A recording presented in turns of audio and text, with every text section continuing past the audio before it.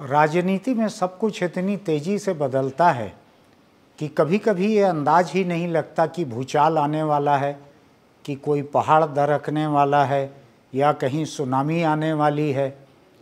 और आज तो कुछ ऐसा माहौल है कि ये तीनों चीज़ें आ गई हैं। एक तरफ से भूकंप आया है, एक तरफ से पहाड़ धसक रहा है और एक तरफ से सुनामी आ रही हो, कुछ ऐसा माहौल है। ये कल शाम से शुरू हुआ। कल शाम के पहले तक कर्नाटक में भाजपा के लिए सब कुछ आम भाषा में कहते हैं हरा हरा दिख रहा था।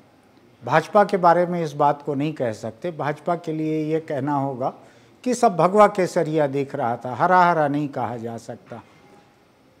तो ऐसा दिख रहा था वहाँ पे। लेकिन जो एग्ज़िट पोल, आखिरी वोट डला और एग्ज़िट पोल के नतीजे आना चालू हुए टीवी पर, तो वो लोगों को हैरान करने वाले थे। कम से कम जो माहौल देश के मीडिया ने बना रखा था, जो मीडिया कहलाता है, बड़ा टीवी, कुछ एक बड़े अखबार, उन लोगों ने ये माहौल बना के रखा था कि भाजपा के लिए वहाँ पर सब कुछ भगवा केसरिया है कर्नाटक में। लेकिन एग्ज़िट पोल के नतीजे बतलाने लगे कि वहाँ तो कांग्रेस की सरकार बनने के आसार हैं। मैं अभी उसको आसार ही कह रहा हूँ, मैं उस आधार पे विश्लेषण ज़्यादा करना नहीं चाहता। शायद 8 एग्ज़िट पोल के नतीजे वहाँ पे आए, जिनमें से 7 जो हैं वो भाजपा को हारते हुए दिखा रहे हैं। वहाँ पर सत्तारूढ़ है भाजपा, उसकी हार दिखा रहे हैं। 8 में से 7 एग्ज़िट पोल, इन 7 में से 4 तो ऐसे हैं जो खालिस कांग्रेस की सरकार बनते दिखा रहे हैं। 3 ऐसे हैं जो कह रहे हैं कि कांग्रेस सबसे बड़ी पार्टी रहेगी, लेकिन उसको कुछ सीटें कम हो सकती हैं। तो आपको याद होगा कि एक समय जेडीएस के साथ मिलकर कांग्रेस कर्नाटक में सरकार चला भी चुकी है। तो वो एक माहौल बड़ा खराब बना कल शाम से भाजपा के समर्थक लोगों के लिए, भाजपा के लिए। लेकिन भाजपा में जो सबसे बड़े नेता रहे होंगे, भाजपा के जो वकील रहे होंगे, उनको कल रात से एक और आशंका रही होगी कि आज सुप्रीम कोर्ट में 2 बड़े मामलों पे फैसला आना है, 2 मामलों पर। और ये दोनों मामले भाजपा को एक पार्टी के रूप में तुरंत प्रभावित नहीं कर रहे हैं सीधे सीधे, क्योंकि भाजपा उसमें पक्षकार नहीं है।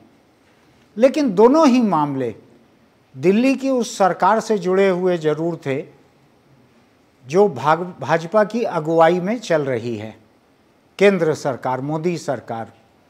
ये 2 फैसले संविधान पीठ के सामने थे। मुख्य न्यायाधीश की अगुवाई में 5 जजों की संविधान पीठ, बड़ी पीठ होती है, बहुत कम मामलों में बनती है। ये पीठ बनी थी 2 मामलों के लिए। दोनों ही मामले सीधे सीधे या तो केंद्र सरकार से जुड़े हुए थे या केंद्र सरकार के मनोनीत महाराष्ट्र के राज्यपाल से जुड़े हुए थे और केंद्र सरकार चलाने वाली भाजपा से जुड़े हुए थे। महाराष्ट्र में एक पार्टी के रूप में, गवर्नर के रूप में, पार्टी के रूप में, स्पीकर के रूप में भाजपा से जुड़े हुए मामले थे ये। अब ये कल शाम की बात तो मैंने बतलाई आपको कि 8 में से 7 नतीजे भाजपा की हार के, 7 में से 4 नतीजे पूरी तरह से कांग्रेस की सरकार बनना बतला रहे हैं। एक उसमें से 3 नतीजे ये बतला रहे हैं कि कांग्रेस को कुछ सीटों की कमी पड़ सकती है, लेकिन सबसे बड़ी पार्टी रहेगी। आज सुबह संविधान पीठ के 2 फैसले आए। एक फैसला आया दिल्ली सरकार, केजरीवाल, इनका जो वहाँ के एलजी से, लेफ्टिनेंट गवर्नर से जो एक स्थायी टकराव चलता है लगातार, उस पर आया। और दूसरा फैसला महाराष्ट्र में जिस तरह से उद्धव ठाकरे की सरकार को हटाया गया, राज्यपाल की तरफ से, स्पीकर की तरफ से हटाया गया, उस सरकार को जिस तरह से उनको इस्तीफा देने को मजबूर किया गया, उसके बारे में एक बड़ा अच्छा संयोग था अभिषेक मनु सिंघवी के लिए, जो कांग्रेस पार्टी के राष्ट्रीय प्रवक्ता भी रहे हैं, सुप्रीम कोर्ट के नामी गिरामी वकील हैं। वो नामी गिरामी मैं इसलिए कह रहा हूं कि हैं तो वो कांग्रेस पार्टी के, लेकिन कांग्रेस पार्टी के रहते हुए भी आम आदमी पार्टी ने सुप्रीम कोर्ट में उनको अपना वकील बनाया था इस केस में, एलजी के साथ लड़ाई में। तो पार्टी की राजनीति से परे वो एक पेशेवर वकील हैं, काबिल वकील हैं। तो आज अभिषेक मनु सिंघवी ने सुप्रीम कोर्ट से बाहर निकलकर 2 बड़े फैसलों की जानकारी दी। दोनों की खुशी उनके चेहरे पर दिख रही थी। अभी 10 मिनट पहले की बात है वो। उन्होंने पहले दिल्ली के एलजी के बारे में फैसला बतलाया। उन्होंने कहा कि केजरीवाल सरकार की तरफ से जितने तर्क दिए गए थे सारे के सारे तर्क सुप्रीम कोर्ट ने सही माने हैं। और सुप्रीम कोर्ट ने तय किया है कि पहले से जो एक व्यवस्था चली आ रही है कि दिल्ली प्रदेश की पुलिस और वहाँ के ज़मीनों के मामले, रेवेन्यू, ये 2 केंद्र सरकार के पास रहेंगे। ये पार्लियामेंट का तय किया हुआ है। इन 2 को छोड़ के बाकी सारे विभागों का सारा कामकाज केजरीवाल सरकार या जो भी सरकार वहाँ बनाए पार्टी, उसके पास रहेंगे। तो एलजी जो वहाँ पर बात बात में रोज़ सुबह शाम दिन में 3 बार डॉक्टर की सलाह की 3 खुराक की तरह जो 3 बार केजरीवाल सरकार से रोक टोक करते थे, वो आज से बंद हो गया। आज से राज्य सरकार के सारे कामकाज राज्य सरकार खुद करेगी। ये छोटी जीत नहीं है केजरीवाल सरकार की, ये दिल्ली सरकार की छोटी जीत नहीं है, क्योंकि सरकारों में पार्टियां तो आती जाती रहती हैं। कल के दिन कोई और पार्टी रहेगी, कुछ समय पहले कोई दूसरी पार्टी थी वहाँ पर। ये व्यवस्था जो है सुप्रीम कोर्ट के संविधान पीठ की है। इसके खिलाफ किसी तरह की कोई अपील वगैरह बहुत आसान बात नहीं होती है। 9 जज या 11 जज बैठे हैं, कौन सा ऐसा तर्क इसमें निकलेगा मुझको अभी नहीं दिख रहा है। तो फिलहाल ये स्थायी व्यवस्था दिल्ली के बारे में हो गई है। केंद्र सरकार के मातहत, गृह मंत्रालय के मातहत जो एलजी काम करते थे और जो केजरीवाल की राह में रोड़े लगाते चलते थे सुबह से शाम तक, कदम कदम पर टकराव, कदम कदम पर रोड़े लगाते थे, उसको सुप्रीम कोर्ट ने आज वंस एंड फॉरएवर, एक बारगी हमेशा के लिए उसको सेटल कर दिया। कहा कि पुलिस और ज़मीन ये 2 मामलों को छोड़ के सारे मामलों में राज्य सरकार अफसरों का तबादला करेगी, विभागों के काम देखेगी। एलजी जो हैं वो उसी तरह रहेंगे जिस तरह दूसरे प्रदेशों में रहते हैं, या दिल्ली के लिए थोड़ी सी कोई अतिरिक्त व्यवस्था होगी वैसे रहेंगे। आईएएस अफसरों के तबादले, बाकी सरकारी कामकाज, जन सुविधा के सारे मुद्दे, ये सारे काम केजरीवाल सरकार देखेगी। अभिषेक मनु सिंघवी का कहना है कि उनके सारे के सारे तर्क सुप्रीम कोर्ट ने मान लिए। ये एक मामला था। सिंघवी ने दूसरा मामला, वो उद्धव ठाकरे गुट की तरफ से वकील थे, जिसके ऊपर इसी संविधान पीठ के 5 जजों का बड़ा फैसला आया है। और ये बड़ा फैसला केंद्र सरकार और भाजपा इन दोनों के लिए एक सदमा लेकर आया है, एक शिकस्त लेकर आया है। वो ये है कि सुप्रीम कोर्ट ने ये माना कि उद्धव ठाकरे को मुख्यमंत्री पद से हटाने के लिए शिवसेना के एक बागी गुट ने एकनाथ शिंदे की अगुवाई में जो बगावत की थी, और उस बगावत के ऊपर राज्यपाल ने जो कहा उद्धव ठाकरे से कि आप जाइए और जाके विधानसभा के भीतर अपना बहुमत साबित कीजिए। सुप्रीम कोर्ट ने साफ साफ कहा कि राज्यपाल ने संविधान में उनको मिले हुए अधिकारों से बाहर जाकर ये काम किया है। एक किस्म से सुप्रीम कोर्ट ने उसको असंवैधानिक नहीं कहा, केवल यही कहा कि संवैधानिक दायरे से बाहर जाकर काम किया है, गलत काम किया है, उनको ऐसा करने का कोई अधिकार नहीं था। ये बड़ा साफ साफ कहा है सुप्रीम कोर्ट ने। आजकल लाइव टेलीकास्ट होता है कॉन्स्टिट्यूशन बेंच का, तो संविधान पीठ के मुख्य न्यायाधीश जो मुखिया हैं उसके, उनका सुनाया गया फैसला मैं सुन भी रहा था पिछले घंटे भर से। बड़ा साफ साफ उन्होंने कहा है कि राज्यपाल ने अपने अधिकारों से बाहर जाके काम किया है। उनको ऐसे कोई संवैधानिक अधिकार नहीं मिले हैं कि किसी पार्टी की खेमेबाजी, किसी के पार्टी के भीतर के झगड़े को वो विधानसभा के फ्लोर पे निपटाने के लिए कहें। सुप्रीम कोर्ट ने यह भी कहा कि राज्यपाल के पास ऐसी कोई जानकारी नहीं थी जिससे ये पता लगे कि उद्धव ठाकरे विश्वास मत खो रहे हैं, खो चुके हैं। बड़ा साफ साफ कहा। ये पूरा का पूरा फैसला, जिन लोगों को नहीं पता होगा मैं बताना चाहता हूँ, राज्यपाल एक रबर स्टैंप रहते हैं किसी भी राज्य के राजभवन में, उनका अपना कोई फैसला नहीं रहता है।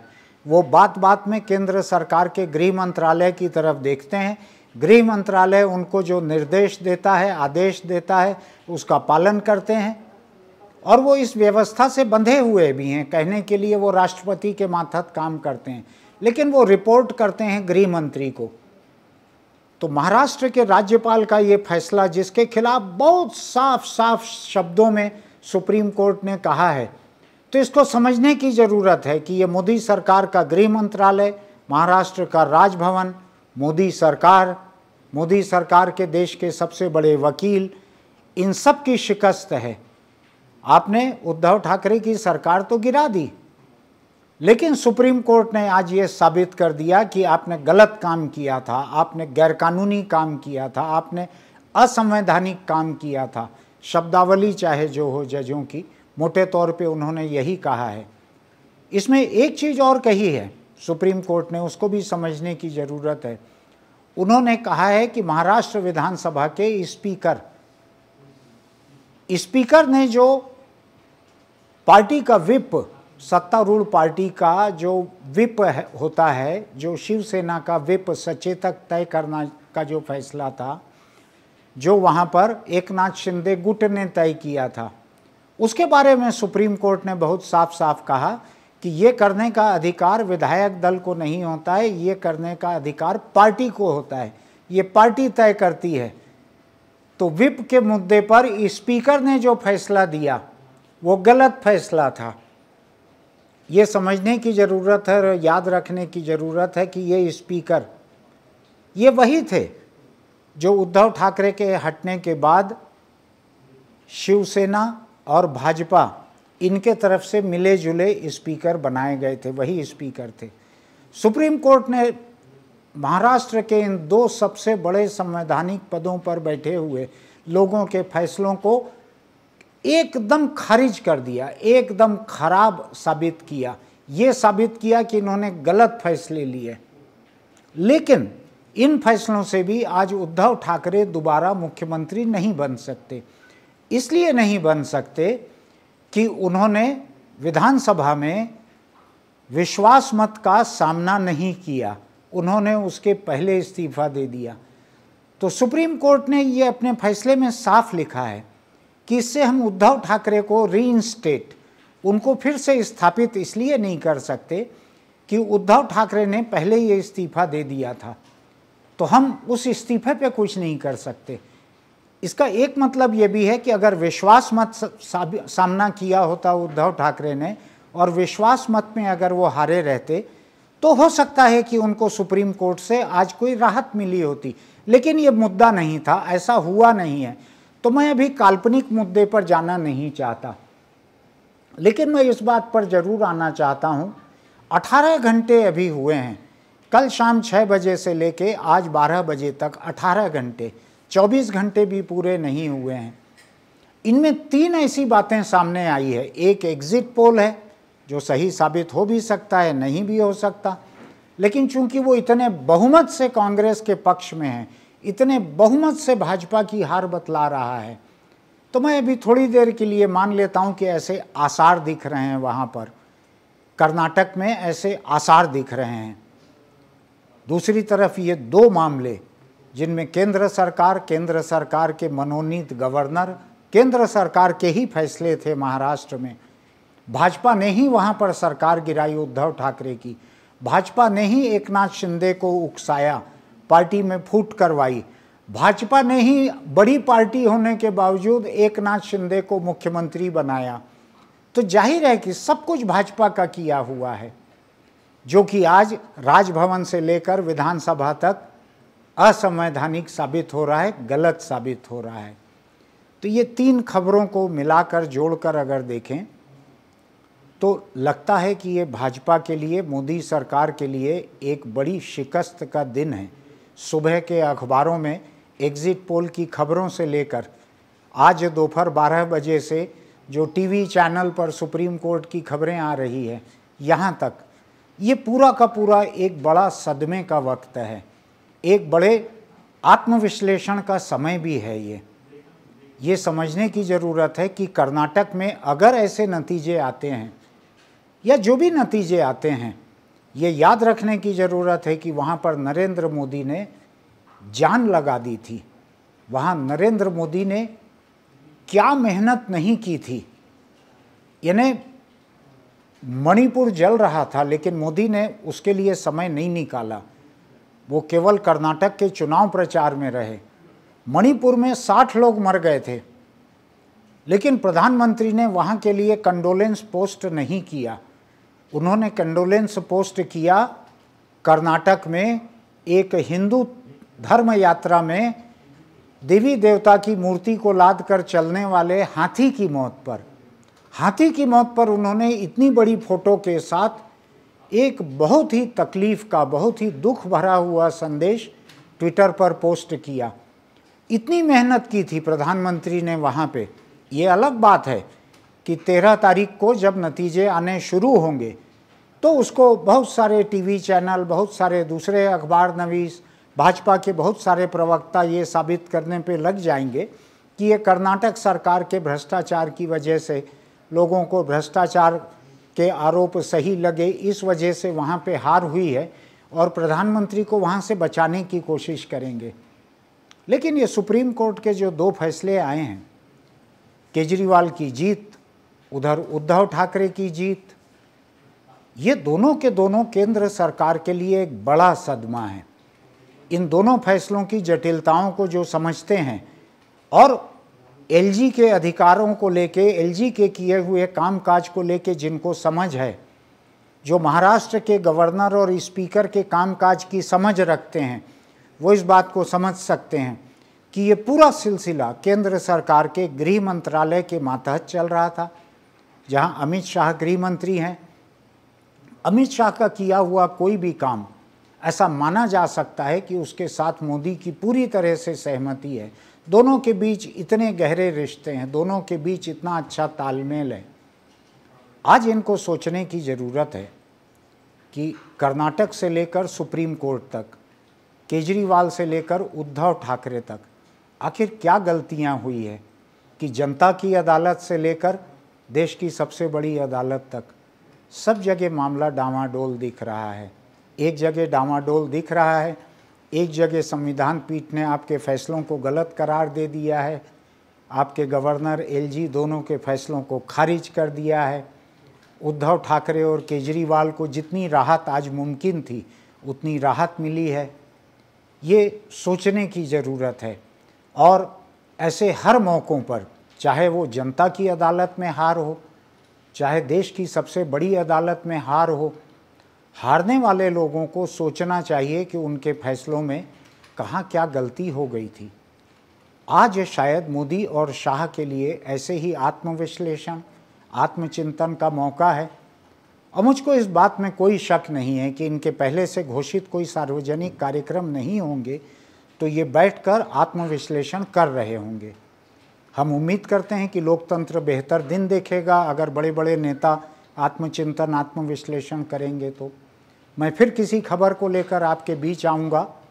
तब तक एक छोटा सा अनुरोध, आपको हमारा YouTube चैनल अच्छा लगता हो तो इसको सब्सक्राइब कीजिए, उससे हमारा हौसला बढ़ता है। आपको पसंद आता है कोई वीडियो, उसको लाइक भी कीजिए। आपको कोई टिप्पणी करनी है तो नीचे टिप्पणी करने की जगह है कमेंट बॉक्स में।